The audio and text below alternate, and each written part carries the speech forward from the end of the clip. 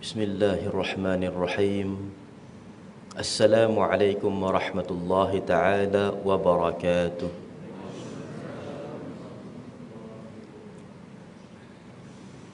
Alhamdulillahi rabbil alamin. Wa bihi nasta'in ala umuri dunya waddin wa la hawla wa la quwwata illa billahil aliyyil azim. سبحانك لا نحصي ثناء عليك كما أثنيت على نفسك فلك الحمد حتى ترضى ولك الحمد إذا رضيت ولك الحمد قبل الرضا ولك الحمد بعد الرضا ولك الحمد حتى ترث الأرض ومن عليها وأنت خير الوارثين سبحانك لا علم لنا إلا ما علمتنا إنك أنت العليم الحكيم رب اشرح لنا صدورنا ويسر لنا أمورنا واحلل عقدة من ألسنتنا ويفقه أقوالنا اللهم صل وسلم على سيدنا محمد الفاتح لما أغلق والخاتم لما سبق والناصر الحق بالحق والهادي إلى صراطك المستقيم وعلى آله وصحبه حق قدره ومقداره العظيم أما بعد. Yang dimuliakan Tuan Pengerusi Surau, tuan-tuan imam, tuan-tuan muadzin, barisan ahli jawatan kuasa, semua yang telah pun menjayakan, menyumbang dan juga berkhidmat di dalam segala aktiviti, program-program, pelbagai bentuk pengajian yang dianjurkan di bawah anjuran Surau An-Nur ini. Seterusnya hadirin dan hadirat muslimin dan muslimat yang dirahmati, dikasihi, mudahan diberikan keberkatan, keridaan daripada Allah Subhanahu wa taala. Kita bersyukur kehadrat Allah Subhanahu wa taala, limpah kurnia serta inayah yang telah pun diberikan, diagihkan, dianugerahkan oleh Allah Subhanahu wa taala ke atas kita semua pada hari ini. Dijadikan kita di antara umat Muhammad sallallahu alaihi wasallam yang dapat memakmurkan tempat yang sangat dimuliakan oleh Allah Subhanahu wa taala. Pada suatu waktu yang dijadikan oleh Allah Subhanahu wa taala salah satu waktu untuk kita mengabdikan diri kepadanya. Waktu yang tidak pernah disia-siakan oleh orang-orang yang soleh, melainkan dimanfaatkan waktu ini, diisi waktu ini untuk menimba ilmu dan juga menambahkan dengan ibadah yang sunnah. Juga kita hadir ke dalam sebuah mujtama', berhimpun di dalam sebuah perhimpunan yang ianya mudahan dipandang oleh Allah Subhanahu wa taala dengan pandangan rahmatnya. Justru kita memohon kepada Allah Subhanahu wa taala segala kebaikan dan juga segala bantuan daripada Allah Subhanahu wa taala. Mudah-mudahan apa yang kita lakukan pada hari ini menjadi suatu kebajikan dan juga pahala hasanat yang memberatkan mizan di hari kiamat pada tiap-tiap kita yang hadir pada hari ini. Ya Allah, ya Tuhan kami, ampunkanlah dosa kami, angkatkanlah darajat kami dan juga golongkanlah kami dalam kelompok manusia yang beriman dan bertakwa kepadamu, ya Allah. Jadikanlah kami berdaya dan berjaya berjalan di atas landasan syariat-Mu, bernaung di bawah naungan rahmat-Mu, dan pakaikanlah kami dengan pakaian keimanan, ketakwaan dan juga khasyah kepadamu, ya Allah. Jadikanlah sepanjang kehidupan kami adalah kehidupan yang Engkau redai, Engkau berkati dan juga Engkau berikan pertolongan sebanyak-banyaknya, ya Allah.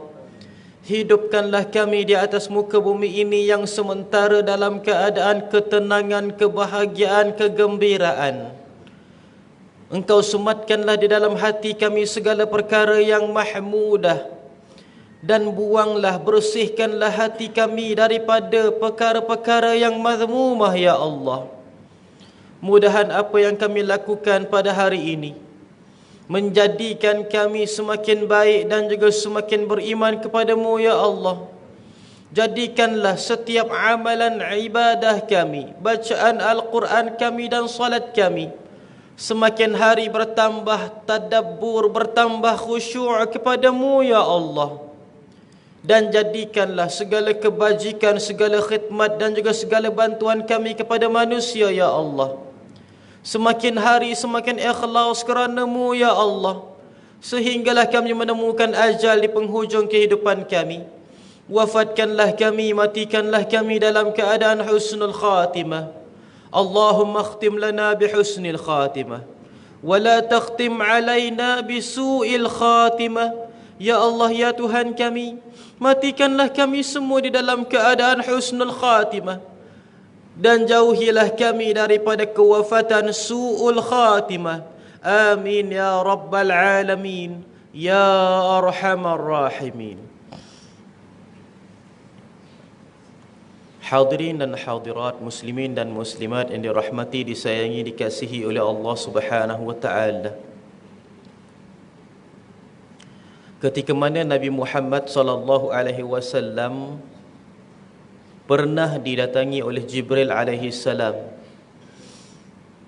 dan bertanya berkenaan dengan 4 perkara. Salah satunya adalah akhbirni 'anis sa'ah. Wahai Nabi Muhammad, beritahu aku berkenaan dengan bila berlaku hari kiamat. Lalu Rasulullah sallallahu alaihi wasallam menjawab, mal mas'ulu anha bi'a'lama minas sa'il. Orang yang kamu tanya ini tidak lebih mengetahui berbanding orang yang bertanya. Maksudnya kamu lebih tahu berbanding aku, yakni Muhammad sallallahu alaihi wasallam. Lalu ditanyakan lagi, akhbirni an amaratiha. Beritahu aku wahai Muhammad, apakah amaran-amarannya, apakah petanda-petandanya. Lalu dijawab oleh baginda sallallahu alaihi wasallam dengan 2 perkataan, anta lidal amatu rabbataha wa antara al-hufata al-urata al-alata ri'a asya' yatatawaluna fil bunyan. Melahirkan seorang wanita hamba sahaya, anak yang menjadi tuannya. Dan kamu melihat orang yang berkaki ayam, bertelanjang, miskin, tidak ada perbelanjaan, mengembala kambing. Mereka ini berlumba-lumba di dalam sebuah pembangunan. Hadirin yang dirahmati, disayangi, dikasihi oleh Allah Subhanahu wa taala. Maka daripada 2 baris ayat ini, ianya adalah asas kepada terbentuknya semua petanda-petanda akhir zaman. Semua petanda hari kiamat terasas, terbentuk daripada 2 perkataan ini.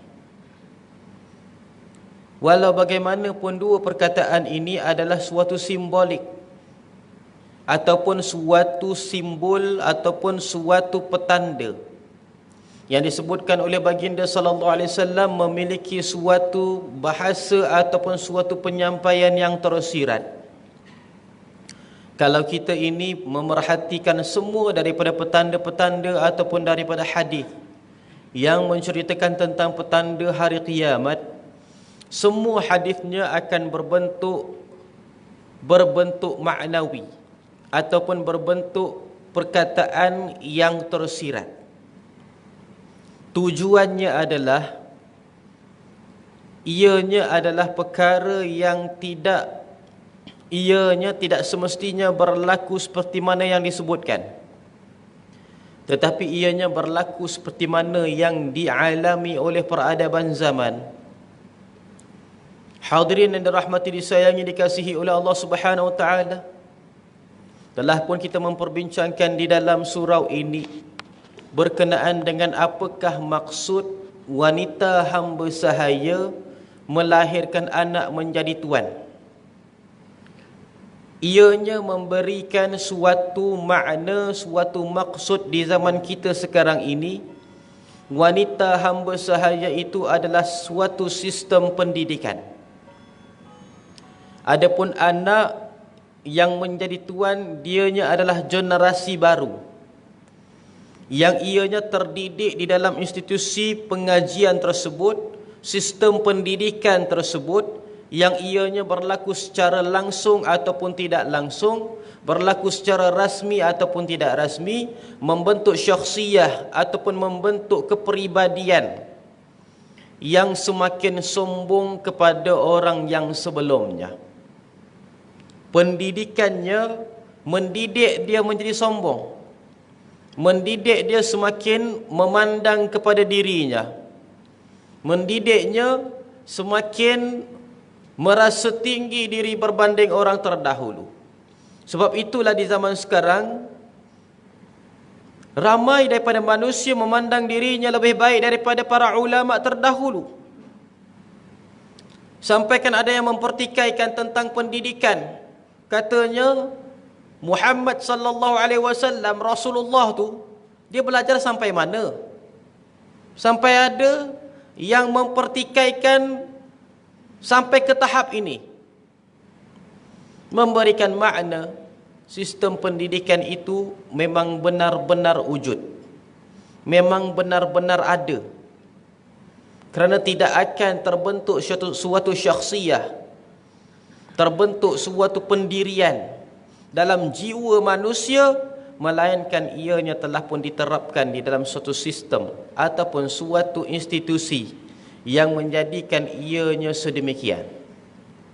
Mustahillah kalau manusia itu hidup di dalam persekitaran, hidup di dalam suatu pendidikan yang penuh mengagungkan agama Allah Subhanahu wa taala, yang menegakkan syiar Islam, yang melaksanakan segala sunnah, akan lahir alumni ataupun akan lahir lepasan yang mempertikai sedemikian.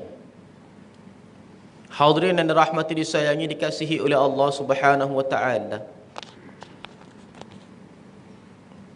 Adapun perkataan Nabi Muhammad sallallahu alaihi wasallam yang kedua, wa antaral hufata al-urata al-alata ri'a asyah yatatawaluna fil bunyan.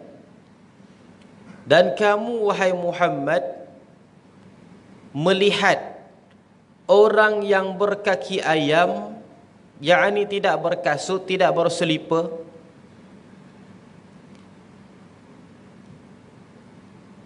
orang yang bertelanjang, tidak memiliki pakaian,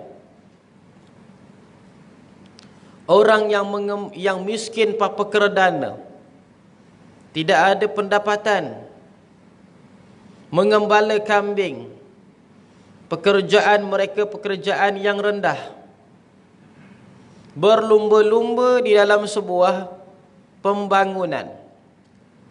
Maksudnya mereka itu berkejar-kejar, mereka itu bertanding, mereka itu bersaing untuk mendapatkan suatu perkara yang nampak megah, untuk mendapatkan suatu perkara yang nampak seperti mana dibanggakan oleh manusia. Hadirin dan rahmati disayangi dikasihi oleh Allah Subhanahu wa taala, orang-orang yang beriman tidak menjadikan dunia ini sebuah perlombaan, tidak menjadikan dunia ini suatu pertandingan. Kalaulah dunia ini dipertandingkan, maka orang yang kalah ataupun yang menangnya langsung tidak ianya boleh dikaitkan dengan kejayaan dan juga kegagalan. Orang yang menang di dunia belum tentu menang di sisi Allah Subhanahu wa taala. Orang yang kalah di dunia belum tentu kalah di sisi Allah Subhanahu wa taala. Malahan subhanallah, segala piawaian yang diletakkan dalam bentuk keduniaan, ianya tidaklah merujuk kepada apa yang ianya dilihat dengan mata kepala daripada hakikatnya. Sebagai contoh, kalau mengikut piawaian ataupun mengikut penilaian dunia ini, orang yang hidup itu berjaya dan yang mati itu adalah orang yang kalah. Ini sebenarnya suatu doktrin yang telah pun diletakkan di dalam mana-mana filem ataupun di dalam mana-mana program dalam bentuk keduniaan. Kalau mati itu maksudnya kalah. Kalau kita tengok filem kan, contohnya filem aksi, kalau orang tu dia lawan-lawan, lepas tu dia mati ataupun dia kalah lah, maka itu maksudnya gagal lah tu. Maksudnya gagal. Yang mati tu kalah maksudnya, yang hidup tu menang. Jadi sebab itulah tidak ada dalam mana-mana filem yang kita lihat hero tu mati. Hero mesti hidup. Orang jahat tu mesti mati. Subhanallah. Tapi dalam peradaban dunia ini, agama menunjukkan bahawasanya orang yang mati itu tidak semestinya kalah. Malahan Allah Subhanahu wa taala menyediakan kematian yang baik, seperti mana husnul khatimah dan juga syahid di jalan Allah Subhanahu wa taala. Malahan orang Islam diajar tentang kematian yang dicemburui. Hadirin yang dirahmati disayangi dikasihi oleh Allah Subhanahu wa taala. Juga mengikut piawaian dunia, penilaian keduniaan, bahawasanya kalau orang itu kaya maksudnya berjaya. Kalau orang itu sudah pun memiliki pendapatan, maksudnya orang itu sudah pun berjaya. Ukuran pada keduniaan zaman sekarang ini, dua perkara sahaja maksudnya berjaya. Yang pertama, duit semakin banyak. Yang kedua, nama semakin famous. Kalau nama semakin famous, masuk TV, masuk radio, media sosial, maksudnya berjaya tu maksudnya. Maksud pada pandangan mata keduniaan, kita tak kata pada pandangan mata manusia lah. Ada juga manusia yang tidak begitu. Dan juga kalau orang itu memiliki pendapatan, keretanya kereta besar, rumahnya rumah banglo, subhanallah, maka dia anggap berjaya. Ini adalah pada sudut piawaian ataupun penilaian keduniaan. Kalau miskin maksudnya gagal. Kalau tak ada duit maksudnya dia gagal. Cuba kita lihat dia dalam mana-mana kelas-kelas perniagaan akan mengumpamakan orang miskin itu gagal. Akan mengibaratkan kalau tidak ada duit itu maksudnya gagal.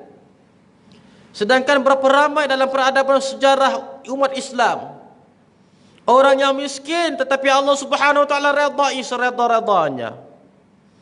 Uwais Al-Qarni yang dikatakan rajulun ma'rufun fis sama' majhulun fil ard. Seorang lelaki, seorang pemuda yang sangat-sangat popular di langit dan tidak langsung terkenal di bumi. Atas muka bumi ini tak siapa pun tahu siapa. Orang yang kenal Uwais Al-Qarni itu, orang yang kenal pun orang yang menganggap dia tu orang gila. Ketika Sayyidina Abu Bakar As-Siddiq mengatakan afikum Uwais, mengumpulkan para hujjaj, orang-orang yang datang haji. Kata Sayyidina Umar, semua orang yang datang haji cuba duduk kecuali Ahlul Yaman, jangan duduk lagi. Semuanya pun duduk, tinggallah beberapa kelompok manusia. Lalu Sayyidina Umar mengatakan semua daripada orang yang datang haji duduk kecuali daripada Murad, daripada keluarga Murad. Lepas tu duduklah bahagian daripada yang berdiri tadi, duduk, tinggallah beberapa kelompok ataupun beberapa orang. Lalu Sayyidina Umar mengatakan bahawasanya semuanya duduk kecuali daripada ahli Qarn ataupun daripada Qarni. Semuanya duduk melainkan seorang lelaki. Seorang lelaki itu Katanya, a'anta Uwais, adakah kamu itu Uwais Al-Qarni? Katanya, tidak wahai Amirul Mukminin. Lalu Sayyidina Umar Al-Khattab mengatakan, afikum Uwais? Adakah di kalangan kamu ada seorang lelaki namanya Uwais? Orang lelaki yang berdiri itu katanya, ya Amirul Mukminin, ma'arafna Uwais Al-Qarni illa rajulun fihi ham. Kami tak kenal Uwais Al-Qarni wahai Amirul Mukminin, melainkan dia seorang lelaki yang kami anggap dia gila. Itu Uwais Al-Qarni. Tapi Rasulullah sallallahu alaihi wasallam memesan kepada Sayyidina Umar dengan Sayyidina Ali. Kata Rasulullah ketika mana hidup Nabi Muhammad, katanya, ya Umar wa ya Ali, idza laqaituma Uwais Al-Qarni min ahli al-Yaman fas'ala an yastaghfir lakuma rabbukuma yaghfir lakuma rabbukuma. Wahai Sayyidina Umar, wahai Sayyidina Ali, kata Rasulullah, kalau kamu berdua bertemu dengan Uwais Al-Qarni daripada Ahlul Yaman, daripada warga negara Yaman, maka minta daripada dia supaya beristighfar kepada kamu berdua, Allah Ta'ala akan ampunkan dosa kamu berdua. Allahu Akbar. Ini siapa ni? Rasulullah cakap dengan siapa tu? Sayyidina Umar dengan Sayyidina Ali. Di antara para sahabat yang paling afdal di sisi Nabi Muhammad sallallahu alaihi wasallam, disuruh untuk jumpa dengan seorang yang tidak pernah bertemu dengan Rasulullah. Rasulullah tak pernah bertemu pun dengan Uwais Al-Qarni. Dahlah dipesan supaya berjumpa dengan Uwais Al-Qarni. Dipesan juga supaya memohon istighfar. Wahai Uwais Al-Qarni, istighfar untuk kami. Ibarat itu. Kalaulah Sayyidina Umar dengan Sayyidina Ali pun Rasulullah suruh mohon istighfar daripada orang lain, apatah lagi kita ni. Jangan-jangan kalau kita ni istighfar, Allah Ta'ala tak ampunkan lagi dosa. Istighfar kita bukannya khusyuk, bukannya ikhlas. Kita ni banyak istighfarkan orang lain. Orang lain buat jahat, kita pun astaghfirullahalazim. Itu bukan istighfar, itu memperlekeh namanya. Hadirin yang dirahmati, disayangi, dikasihi oleh Allah Subhanahu wa taala. Maka subhanallah, dalam peradaban zaman telah pun memberitahu kepada kita, membuktikan kepada kita bahawasanya kejayaan atas muka bumi ini Allah Ta'ala tentukan dengan apa yang diinginkan, apa yang dimahukan oleh Allah Subhanahu wa taala kepada hamba-hambanya. Kalaulah hanya disebabkan kejayaan ataupun disebabkan keduniaan dianggap berjaya, maka lebih berjaya lagi Fir'aun berbanding Musa. Fir'aun dahlah kaya raya, kemudiannya seorang pemimpin, sedangkan Nabi Musa rakyat jelata, tak ada jawatan. Dan Nabi Musa alaihi salam pula bukan seorang pemimpin. Kalau nak dikatakan kekayaan itu adalah kejayaan, lebih berjaya lagi Abu Jahal berbanding Nabi Muhammad. Abu Jahal itu banyak hartanya, pemimpin pula tu, pembesar kota Mekah. Nabi Muhammad sallallahu alaihi wasallam rakyat jelata, tak ada apa-apa pun duit, tidak ada apa-apa pun daripada harta. Maka siapa yang berjaya? Kalau ikut sudut pandang mata manusia sekarang, ya Abu Jahal yang berjaya. Astaghfirullahalazim. Dan begitulah seperti mana Nabi Allah Ibrahim alaihi salam dan juga Namrud. Namrud adalah seorang yang kaya raya, memimpin dunia pula tu, bukan memimpin kota Babilonia saja. Sampaikan satu dunia dipimpin oleh Namrud la'natullah. Tetapi Allah Ta'ala melaknat Namrud di dalam Al-Quran. Nabi Ibrahim alaihi salam dahlah pada waktu itu masih muda lagi, miskin pula tu, bukan pemimpin lagi. Subhanallah. Maka kalaulah situasi itu wujud di zaman sekarang, jangan kita pelik kalau orang itu lebih mengagungkan kebatilan berbanding kebenaran. Jangan pelik kita ini kalau orang lebih sokong orang-orang ahli maksiat daripada ahli ibadah. Kerana penilaian pada sudut pandang piawaian dunia, bahawasanya orang-orang yang berjaya itu maksudnya orang-orang itu memiliki jawatan dan kaya. Kalau orang itu kaya, orang itu memiliki jawatan, maksudnya berjaya. Tapi kalau orang itu miskin, walaupun meninggal dunia husnul khatimah, tak dianggap berjaya, dianggap gagal. Astaghfirullahalazim. Hadirin yang dirahmati, disayangi, dikasihi oleh Allah Subhanahu wa taala. Mungkin ada banyaklah daripada persepsi-persepsi. Ada yang mengatakan orang miskin tu bukan sebab dia benar-benar miskin, tapi dia tak uruskan harta bendanya. Lebih kurang macam itulah perkataan. Tapi tak kisahlah kalau begitu pun, sudut pandang manusia memang pada harta, bukan pada kepribadian dan juga keimanan. Subhanallah. Kita sekarang bukannya nak cerita pasal pengurusan harta benda ke ataupun pengurusan keuangan ke.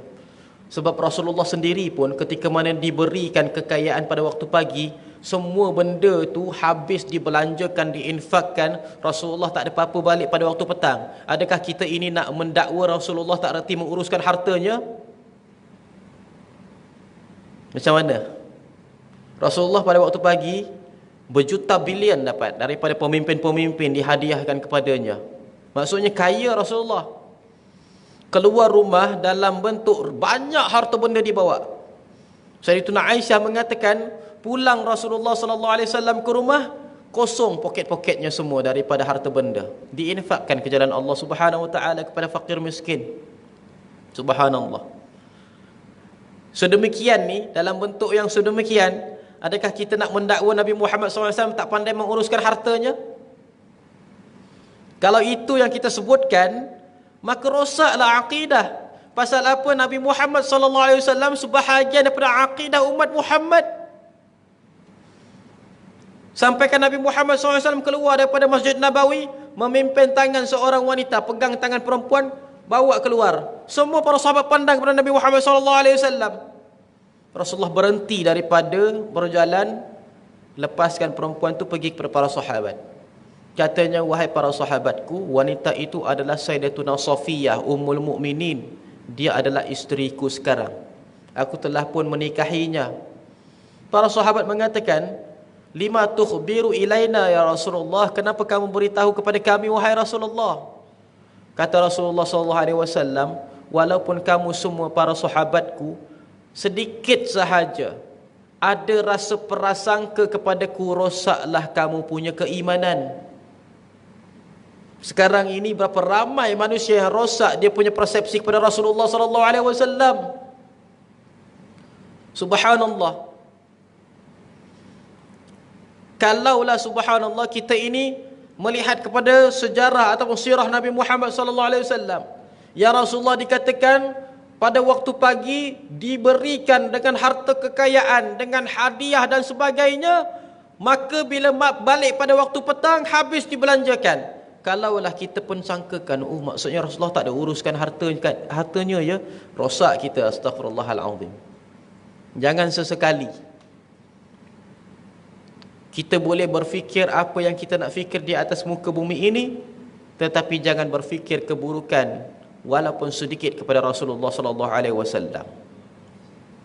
Hadirin yang dirahmati, disayangi, dikasihi oleh Allah Subhanahu wa taala. Maka subhanallah, itu adalah ukuran kejayaan di dalam dunia. Maka apa yang disebutkan oleh baginda Rasulullah sallallahu alaihi wasallam dalam hadis ini, yaitu perkara yang menjadi asas kepada petanda-petanda hari kiamat yang sangat banyak yang kita lihat pada zaman sekarang. Yang pertamanya disebutkan oleh baginda sallallahu alaihi wasallam, orang-orang yang berkaki ayam. Yang keduanya orang-orang yang bertelanjang. Yang ketiganya orang-orang yang miskin, tak ada duit. Yang keempatnya orang-orang yang mengembala kambing. Mereka ini semua dengan sifat mereka, dengan imej mereka ini berlumba-lumba untuk mendapatkan suatu pembangunan. Para ulama terdahulu mentafsirkan berlumba-lumba membina bangunan yang tinggi. Tapi guru kami mengatakan itu tafsiran zaman dahulu. Adapun zaman sekarang, bangunan yang tinggi kita lihat tidak pernah merosakkan apa-apa akidah umat Muhammad. Tak ada pula kita pergi dekat KLCC, bila tengok saja KLCC itu tinggi, kita pun jadi rosak keimanan. Tak ada. Tak ada siapa pun jadi syirik bila melihat bangunan yang tinggi. Tetapi apa yang berlaku adalah berlumba-lumba untuk menjadikan diri sendiri pada jabatan, pada kedudukan dan juga pada pandangan mata manusia, berlumba-lumba ingin mendapatkannya. Hadirin yang dirahmati, disayangi, dikasihi oleh Allah Subhanahu wa taala. 4 daripada image ataupun daripada sifat tadi adalah simbolik daripada Nabi Muhammad sallallahu alaihi wasallam menyifatkan manusia-manusia yang ianya wujud di akhir zaman. Bila dikatakan berkaki ayam tidak berkasut, bukan maksudnya tak pakai kasut, iaitu tidak ada slipper ataupun sandal di kaki. Tetapi yang dimaksudkan orang yang tidak berjalan di atas pemikiran yang betul. Kerana di dalam Islam, akal kita ini adalah seperti mana kasut. Akal kita ini seperti mana kaki kita, iaitu kita berjalan di atas sebuah pemikiran. Dan kaki kita harus memiliki lapik, harus memiliki alas, supaya tidak tercedera, tidak terpijak najis dan juga tidak kotor. Maka begitu juga pemikiran kita. Dalam peradaban zaman, pemikiran harus memiliki alas, harus memiliki lapik, supaya kita tidak terpijak kepada pemikiran yang mengotorkan kita punya akal. Kita tidak terpijak kepada pemikiran yang mencederakan akal. Kita tidak terpijak pemikiran yang ianya menjadikan akal kita najis. Kerana pemikiran-pemikiran itu adalah pemikiran yang semakin banyak dalam dunia. Kita ni salah satu je. Sama ada kita ini tidak pakai kasut, tapi kerana tempat itu bersih. Kita bayangkan sekarang, dalam surau ni, kapet ini adalah zaman sekarang. Pemikiran-pemikiran zaman sekarang. Kaki kita ini akal kita. Jadi kita nak berjalan di atas pemikiran orang-orang zaman sekarang ini, kita tak pakai kasut pasal apa? Pasal kita ni yakin zaman ini adalah zaman yang bersih daripada debu, noda dan juga najis-najis pemikiran. Tapi bila kita keluar daripada surau ini, kita terus sarungkan kasut, kita terus sarungkan slipper. Pasal apa? Kita tak yakin di luar sana itu lantainya, tanahnya itu bersih daripada kekotoran. Maksudnya bila kita ini keluar, kita ini subhanallah, kalau dalam kita punya keluarga kita keluarga yang bersih pemikirannya, maka kita punya akal ini tidak kisah, tidak berlapik pun tidak apa. Tetapi bila kita keluar kepada peradaban zaman, kita harus pakai kasut. Pasal apa? Takut nanti pemikiran kita terpijak perkara yang mencederakan akal kita. Pemikiran kita terpijak benda-benda yang najis. Pemikiran kita ini subhanallah terpijak perkara-perkara yang kotor. Walaupun kita ini bukannya nampak pun, haiwan-haiwan buang najis dalam sentiasa di hadapan mata kita di luar sana, tapi tetap juga kita pakai kasut. Kenapa? Lagi-lagi dekat Malaysia ni, saya duduk kat Yaman, kalau orang berkaki ayam tu biasa je, tak pakai kasut tu macam biasa je. Fenomena benda yang kita ni sentiasa nampak. Kalau dekat Malaysia ni tak pakai kasut tu pelik. Sama ada orang tu dia tak betul, tak sihat agaknya, ataupun selipernya kena curi hilang dekat surau. Harap-harap bukan surau ni. Subhanallah. Balik kaki ayam lah, tak ada pakai kasut. Subhanallah. Sebab itulah ustaz pakai kasut dekat dalam kereta, sediakan slipper Jepun. Takut-takut nanti pergi surau ke masjid ke, keluar-keluar slipper tinggal sebelah lagi, wallahu a'lam, telah pun mungkin akikah lah dekat orang. Kan? Jadi dekat dalam kereta tu ada lagi lah slipper. Tapi yang pakai tu slipper yang cantik lah. Yang duduk dalam kereta tu slipper yang murah. Takut-takut nanti slipper kena curi, ada spare lagi. Kan slipper. Subhanallah. Hadirin dan rahmati disayangi dikasihi oleh Allah Subhanahu wa taala. Jadi itu adalah, kalau kita tengok zaman sekarang ini, aneh dah manusia kalau tak pakai kasut. Rasa-rasanya lah kalau kita ini hidup di zaman hang jebat hang tuah dulu, tahun 1500 dahulu, rasanya manusia tak pakai kasut tu biasa. Yang pakai kasut tu cumanya orang-orang yang kerja di istana dan juga raja-raja saja. Ini memang benar. Orang zaman dahulu, sama ada mereka tu pakai sandal yang sedikit tu ataupun mereka memang tak pakai kasut. Ini biasa, subhanallah. Tapi bila sampai ke zaman sekarang, kalau orang tu tak pakai slipper, tak pakai kasut, ya aneh, pelik. Sangat-sangat pelik, subhanallah. Dalam peradaban sejarah, bangsa yang memang berkasut, tak ada seorang pun berkaki ayam daripada dinasti negeri Cina sahaja. Dekat negara Arab, orang tak pakai kasut biasa. Dekat Eropah, tak pakai kasut biasa. Nusantara lagilah biasa. Kita ni dekat Malaysia, tahun 1400 dulu, tahun 1300 Hijrah dulu, 300 Masihi dulu, memang kalau tak pakai kasut tu biasa. Subhanallah. Kita sekarang ni je yang memang semua orang pun pakai kasut. Subhanallah. Tapi bila orang Eropah dulu, mereka tu sama macam kita, ramai yang tak pakai kasut. Yang pakai kasut tu cuma orang atasan saja. Ketika mana ketamadunan Rom, ketamadunan Yunani, mereka semuanya tak pakai kasut. Yang pakai kasut tu cuma orang-orang besar saja. Subhanallah. Bila sampai saja mereka itu sudah pun maju, mereka pakai kasut sampai dalam rumah pun pakai kasut. Sekarang ni sampai masuk dalam rumah pun pakai kasut. Orang Jepun rasanya maju juga macam orang-orang barat, tapi dekat dalam rumah tetap buka kasut. Subhanallah. Hadirin dan rahmati disayangi dikasihi oleh Allah Subhanahu wa taala. Itu adalah daripada sudut pandang yang zahir, yang kita nampak. Tetapi apa yang diberitahu oleh Nabi Muhammad sallallahu alaihi wasallam bukan merujuk kepada zahirnya, tapi merujuk kepada maknanya. Makna tidak berkasut itu makna berkaki ayam, maksudnya manusia yang tidak berjalan di atas pemikiran yang baik. Mereka berjalan atas pemikiran yang rosak. Astaghfirullahalazim.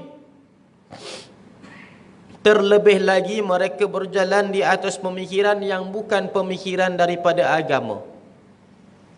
Kemudiannya, orang-orang yang bertelanjang. Orang yang bertelanjang itu bukan maksudnya orang yang tidak berpakaian. Memang benarlah di akhir zaman makin ramai orang yang tidak pakai baju, betul. Tetapi itu untuk memperagakan, untuk filem, untuk model. Percayalah, model-model telanjang tu, astaghfirullahalazim, bila mereka itu keluar, mereka tetap pakai baju. Orang-orang yang berlakon filem, mereka tu bogel dalam filem saja. Bila keluar pakai baju mereka. Subhanallah. Maksudnya tidak ada manusia yang telanjang bulat. Tetapi maksud telanjang di sini, maksudnya orang yang tidak mengamalkan agama dalam kehidupan. Terutama sekali agama Islam. Kerana agama ini pakaian. Agama ini pakaian. Kalau kita ini tidak mengamalkan agama, maksudnya kita tidak berpakaian. Memang betullah kata Tuan Guru Ismail Qamus, mengatakan bahawasanya orang Islam zaman sekarang ni dua tempat je pakai agama, yang lain semuanya ikut cara barat. Yang pertama nak kahwin, yang kedua bila dah mati. Bila nak kahwin carilah tok imam, tok qadi suruh nikahkan. Yang kedua bila nak mati, bila dah meninggal dunia barulah cari orang surau, cari orang masjid suruh uruskan jenazah. Subhanallah. Sambut hari jadi pakai topi bucu. Sambut hari jadi tiup lilin. Bukan budaya Islam. Subhanallah. Majlis-majlis bentang kapet merah, bukan budaya Islam. Subhanallah. Pakaian-pakaian itu majlis-majlis majlis Halloween tu bukan budaya Islam. Valentine Day bukannya budaya Islam. Tapi kita semua buat. Allahu Akbar. Mudahan apa yang kita lakukan sebagai umat Muhammad sallallahu alaihi wasallam diberikan keampunan oleh Allah Subhanahu wa taala. Ya Allah, ampunkan mereka yang melakukan perkara-perkara yang merosakkan agamamu kerana mereka itu jahil, ya Allah. Orang jahil tak berdosa lah kalau buat. Kalau kita dah tahu jadi berdosa. Subhanallah. Hadirin yang dirahmati, disayangi, dikasihi oleh Allah Subhanahu wa taala. Itu yang kedua. Yang ketiganya adalah orang yang miskin papa kerdana. Maksud miskin tu bukan maksudnya keuangannya, tapi miskin itu maksudnya tidak memiliki ilmu agama. Kerana ilmu agama ini adalah harta. Orang yang banyak ilmu maksudnya memiliki harta yang banyak. Dan yang terakhir sekali, mengembala kambing. Perkara ini lebih-lebih lagi lah tak relevan kalau kita ini nak sebutkan pada yang zahirnya. Maksudnya pada zahir memang orang itu subhanallah miskin, ataupun orang itu pengembala kambing. Kerana mana ada orang lagi mengembala kambing zaman sekarang? Mengembala kambing itu maksudnya dia bela kambing.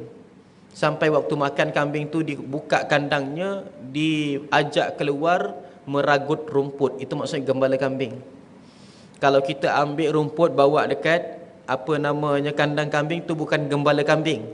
Itu menternak kambing. Beza ternak kambing dengan gembala kambing. Gembala kambing ni, kambing tu dilepaskan dan disuruh meragut rumput sendiri. Bila sampai mereka dah kenyang, barulah dibawa masuk ke dalam kandang mereka kembali. Itu gembala kambing. Kalau kita ambil rumput bawa ke kandang kambing, maksudnya itu menternak kambing, bukannya mengembala kambing. Orang dulu pun mereka memang saja kambing itu diberikan jalan-jalan supaya kambing itu lebih sihat. Sebab apa? Kambing kalau nak dijual kena dengan harga yang mahal. Jadi harga tu ikut berat kambing tu. Subhanallah. Ikut kesihatannya. Jadi itu adalah pada sudut yang zahir. Pada sudut yang batin ataupun daripada sudut yang maknawi, memberikan makna manusia di akhir zaman memiliki sifat yang sepatutnya ada pada pengembala kambing, tapi orang yang dah bukan pengembala kambing memilikinya. Sifat yang mahmudah yang sepatutnya ada pada pengembala kambing adalah tamak. Sifat tamak perlu ada pada pengembala kambing. Kerana orang yang mengembala kambing, dia wajib menjual kambingnya dengan harga yang paling mahal. Contohnya abang nak beli kambing saya harga 600. Abang ni pula nak beli kambing daripada saya harga 1000. Jadi saya pilih orang yang nak beli tu harga 1000 banding yang 600. Tamak tu maksudnya. Tapi sifat ini di akhir zaman dimiliki oleh bukan pengembala kambing lagi. Rasulullah mengatakan umat di akhir zaman ramai pengembala kambing. Sekarang ini dimaksudkan kita ini subhanallah yang tamak halaba itu pengembala kambing. Berapa ramai sebenarnya orang zaman sekarang yang dia tidak memiliki kambing, tetapi mereka itu sebenarnya pengembala kambing. Sifat tamak halaba, astaghfirullahalazim. Jadi 4 perkara ini. Yang pertama, orang yang mereka itu pemikirannya tak betul. Yang kedua, tidak mengamalkan agama. Yang ketiga, ilmu agama sangat cetek. Yang keempat, tamak halaba. Orang yang memiliki empat sifat ini berlumba-lumba dalam pembangunan. Maksud berlumba-lumba dalam pembangunan bukannya membina bangunan yang tinggi, tetapi berlumba-lumba nak dapatkan jawatan. Jatuh menjatuhkan, rendah merendahkan, nak dapatkan jawatan. Subhanallah. Ada yang sanggupnya wal'iyadzubillah sampai membunuh untuk dapatkan jawatan tinggi. Ada yang sanggup subhanallah menabur fitnah untuk mendapatkan jawatan yang tinggi. Orang ini yang dikatakan yatatawaluna fil bunyan. Dalam bahasa Arab, tatawal itu maksudnya biadab. Tatawal itu maksudnya berlumba-lumba dalam kebiadaban. Kalau kamu sekali biadab, aku nak 2 kali biadab. Itu maksud tatawal. Dalam agama tidak disifatkan berlumba-lumba itu dengan tatawal, melainkan dengan tanafus. Wa fi dzalika falyatanafasil mutanafisun. Dan dengan nikmat syurga itulah maka berlumba-lumbalah, bertanafuslah orang-orang yang inginkan kebaikan, kata Allah Subhanahu wa taala. Dalam agama tidak ada manusia yang berlumba-lumba dalam arti kata tatawul, melainkan orang-orang ahli dunia sahaja. Tatawul itu macam mana? Berlumba-lumba dengan menjatuhkan orang lain. Aku naik, engkau kena jatuh. Masing-masing mengatakan dia lebih baik banding yang lain. Guru kami mengatakan maksud tatawul di zaman sekarang berlumba-lumba membina sebuah pemikiran yang batil. Pemikiran yang batil inilah untuk dia dapatkan jawatan, untuk dia dapatkan keuangan, dapatkan kedudukan, pandangan manusia. Ini adalah benda yang dikejarkan oleh manusia di zaman sekarang. Astaghfirullahalazim. Daripada sifat inilah berlakunya banyak daripada petanda hari kiamat. Berlakunya subhanallah kejatuhan empayar Islam disebabkan ini. Berlakunya ketirisan keuangan disebabkan ini. Berlakunya kepincangan dalam politik disebabkan perkara ini. Berlakunya sosial yang melarat disebabkan ini juga. Ini asas kepada semua terbentuknya semua petanda-petanda akhir zaman. Wallahu a'lam. Mudahan Allah Subhanahu wa taala memelihara kita, menyelamatkan kita, membentengi kita dari segala pancaroba dan juga mara bahaya bala bencana. Ya Allah, ya Tuhan kami, jadikanlah kami terjauh daripada bencana alam ya Allah, dan juga bencana-bencana yang telah pun ditakdirkan oleh-Mu yang membahayakan kami ya Allah. Dan kami berlindung darimu ya Allah, daripada bencana jiwa dan juga bencana dalam jiwa kami ya Allah, yang memesongkan kami, yang menyesatkan kami, dan juga yang menjadikan kami goyah agamanya, goyah pemikiran dan juga keimanannya. Ya Allah, selamatkanlah kami ya Allah. Rabbana atina fid dunya hasanah wa fil akhirati hasanatan wa qina adzaban nar. Wa sallallahu ala sayyidina Muhammadin nabiyil ummi wa ala alihi wa sahbihi wa baraka wa sallam walhamdulillahi rabbil alamin. Minta maaf kalau ada salah kata, tutur bicara, terkasar bahasa, tersinggung nama pihak yang berada di dalam majlis ini. Akhir kalam aqulu qawli hadza li wa lakum wa billahi taufiq. Assalamualaikum warahmatullahi taala wabarakatuh.